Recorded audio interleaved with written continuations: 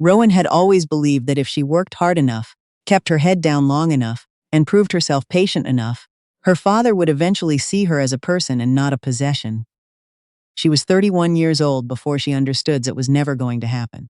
The memory that came back to her most often, the one she couldn't shake even years later, even after everything, was not the worst thing he ever did to her.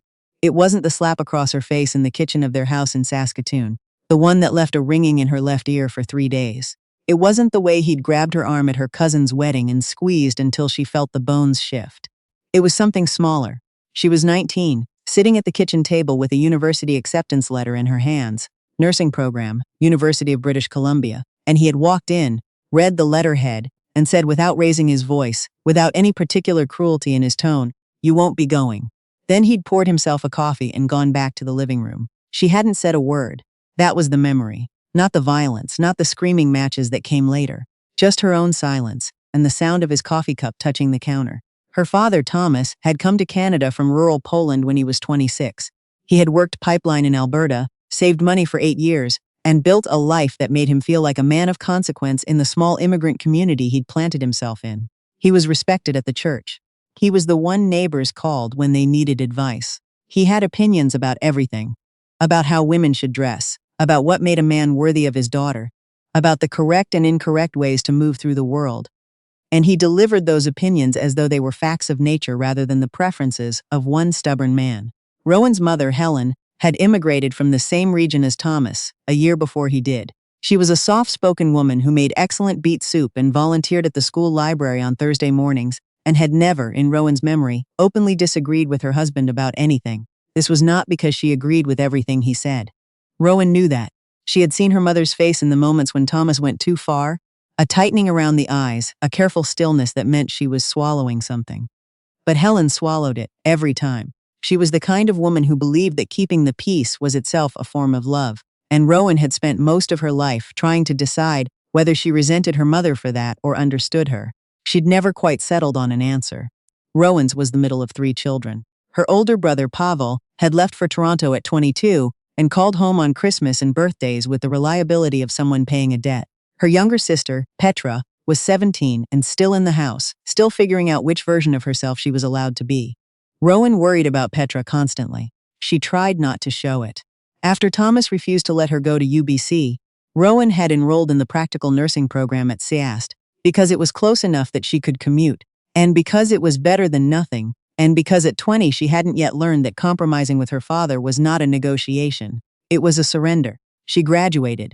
She got a job at a long-term care facility on the east side of the city. She was good at it, genuinely, measurably good at it, and the work gave her something her home life never had, which was the sense that she was capable of doing hard things well. She drove herself to work every morning in a second-hand Civic, and she told herself that this was the beginning of something, not the end of it. Then she met Stefan. Stefan came into her life through a family dinner that Thomas had arranged with a kind of casual authority. The way he arranged everything, as though the people involved had already been consulted and agreed. Stefan's family were from the same community. His father was someone Thomas respected, and Stefan was, by every visible measure, exactly what her father wanted for her. He was 34, steady, employed in accounting. He had nice manners at the table and he called Thomas Sir, without being asked. Rowan had not been consulted about any of this. She found out about the dinner 3 days before it happened. She went. Because saying no to Thomas required a kind of courage she was still learning how to locate, and because Helen had pulled her aside and said quietly, "Just come, sweetheart. Just see." And Rowan had not been able to say no to her mother's tired eyes. Stefan was not unkind at that dinner. He asked her questions about her work and he listened to the answers. He had a decent sense of humor. He was nothing like what she'd imagined a man her father had chosen for her would be like, and that confused her more than anything else could have. They dated for 8 months. He was attentive and calm, and she told herself that calm was good, that calm was what she needed. She had grown up with so much noise, not always loud noise, but the constant low-frequency tension of a house where one person's mood determined the weather for everyone else, and Stefan's steadiness felt like relief. She said yes when he proposed. She said yes in the restaurant where he asked, with her father watching from 3 tables away, because Stefan had thought that would be romantic, and because Rowan had already understood by then that the proposal was less about her answer and more about completing a process that had begun without her involvement. She said yes, and she told herself it was what she wanted. The first year of marriage was fine. Stefan was not cruel. He did not raise his voice or his hand. But Rowan began to notice, slowly the way water notices a slope. She began to move downhill without quite realizing she was moving. Stefan had opinions about money. He was, after all, an accountant, and he believed that financial decisions should be made by whoever understood finances best, which was, he explained reasonably, him. He set up a joint account and transferred Rowan's paychecks into it and gave her a weekly allowance, the way you might give a teenager. And he explained this with such calm logic that the first 3 times she thought maybe she was wrong to feel the way she felt. She was not wrong. He didn't like her friends from work. He found them, he said, a little rough around the edges. He didn't say she couldn't see them, but he had a way of being disappointed when she came home from their gatherings, a way of sighing and saying he'd hoped they'd spend the evening together. That made her go less and less often until she stopped going entirely. He didn't like the way she dressed on her days off. He didn't say that either, not directly, but he'd say, "Are you sure that's what you're wearing?" in a tone that meant no. He didn't like her mother calling too often. He said it respectfully. He believed marriage meant building a new family unit, not staying enmeshed with the old one. And the thing that made it so hard, the thing Rowan circled back to for years trying to understand it, was that none of it was screaming. None of it was the kitchen in Saskatoon and her father's palm and the ringing in her ear. It was all so quiet and reasonable and calm. It was erosion, not explosion. 2 years in, Rowan discovered she was pregnant. She felt in that first moment a clean and uncomplicated joy she hadn't expected, a warmth in her chest that had nothing to do with Stefan or her father or any of the noise of her life, just something simple and animal and real. She wanted the baby. She wanted it with an intensity that surprised her. She named her daughter Lily. Lily changed things. Not with Stefan. If anything, Stefan got quieter and more managing after Lily came, because now there were 2 sets of decisions that needed to be made and he was the one who made decisions.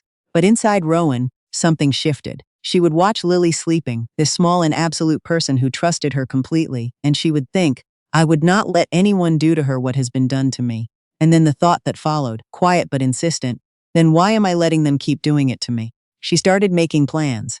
Not big ones, not at first. She found a counselor, a woman named Dr. Arsenault, who worked out of a clinic near the hospital, and she started going on her lunch breaks and telling her things she had never said out loud. She started keeping track of her money, how much came in, how much Stefan gave her, how much she would need to leave. She started saving in cash, small amounts, nothing that would register, tucked into an envelope in the lining of her winter coat. Stefan found the envelope. He did not yell. He sat down across from her at the kitchen table, the same posture, the same calm as always, and he asked her to explain. She told him she just wanted some money of her own, just a little financial independence. And he looked at her the way someone looks at a child who has said something disappointing. And he said, "I provide everything you need. Why isn't that enough?" And she thought of her father at the kitchen counter, pouring his coffee, walking back to the living room. She thought, because I am a person, I need to be enough on my own, before I can be enough for anyone else.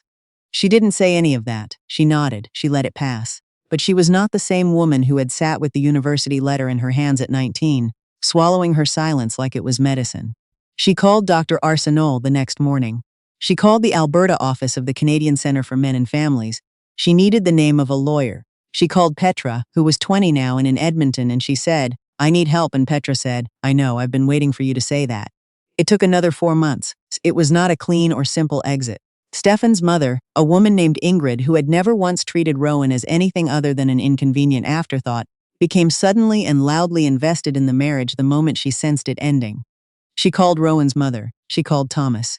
She told them Rowan was having a breakdown, that she was making a rash decision, that she needed to be talked to. Thomas called Rowan. She answered, because she always answered, because somewhere in her there was still a daughter who hoped. He did not ask how she was.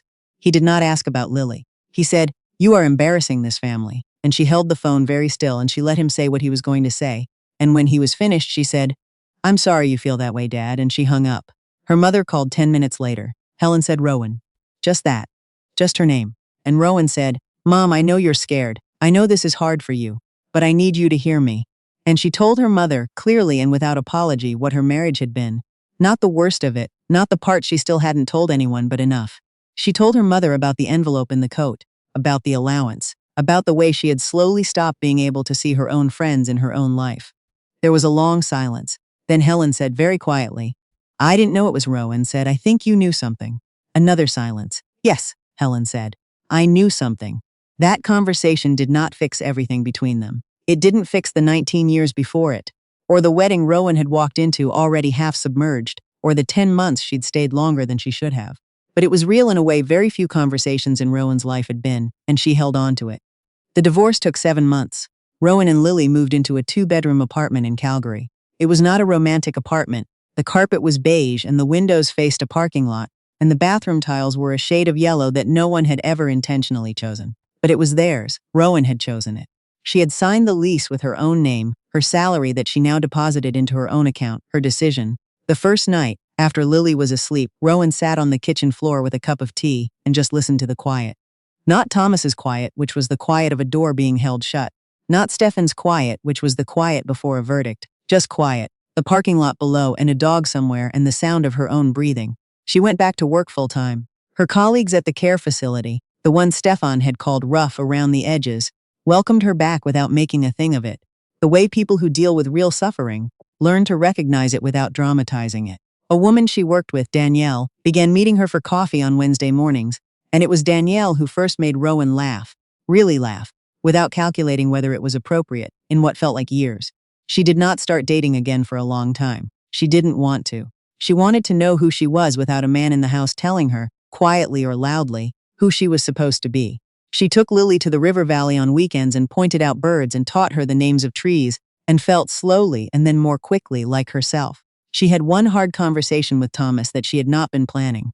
He came to Calgary for a conference and he called to say he was in the city, and something in her, some old reflex, said to invite him for dinner. He came.